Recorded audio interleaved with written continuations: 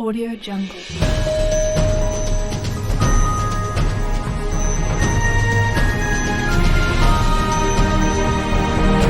Audio Jungle.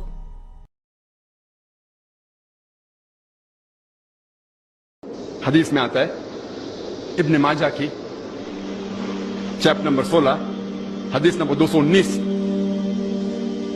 जो अल्लाह के रसूल कहते हैं, या अबू दर, तुम अगर एक आयत को समझोगे वो 100 रकात नफिल से बेहतर है। अल्लाह के रसूल फरमाते, या अबू दर, तुम अगर एक कुरान की आयत को समझोगे वो 100 रकात सलाह, नवाफिल सलाह से बेहतर है। और एक रकात में कम से कम सूरह फातिहा तो पढ़ना चाहिए आपको, कम से कम 7 आयतें हैं। 100 रकात में कम से कम 700 आयतें हैं। तो अल्लाह के रसूल फरमाते, एक आयत को समझ के पढ़ना, समझना 700 आयत की तिलावत करने से बेहतर है। यानी समझना 700 गुना सिर्फ तिलावत से बेहतर है। अल्लाह के रसूल फरमाते इब्न माजा में, और ये सही हदीस है।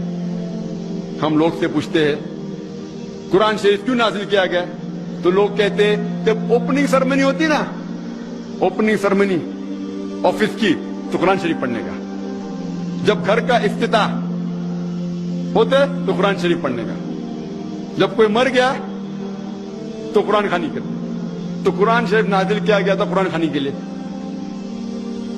और लोग करते खत्म कुरान, खत्म कुरान 1, 2, 3 खत्म कुरान के रमजान में 3 बार, 4 बार, 10 बार, अल्हम्दुलिल्लाह आपको सवाब मिलेगा, इंशाअल्लाह मिलेगा।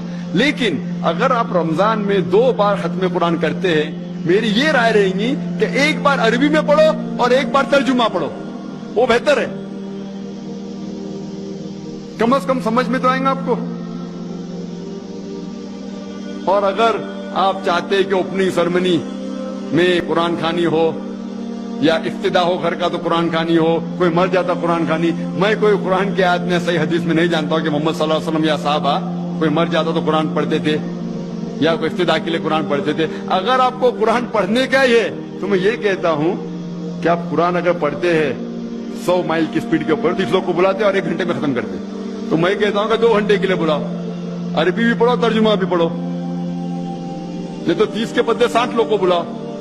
एक आदमी अगर 1 पारा पढ़ता है तो एक आदमी को बोला आधा पारा पढ़ो अरबी में और आधा पारा तर्जुमा पढ़ो।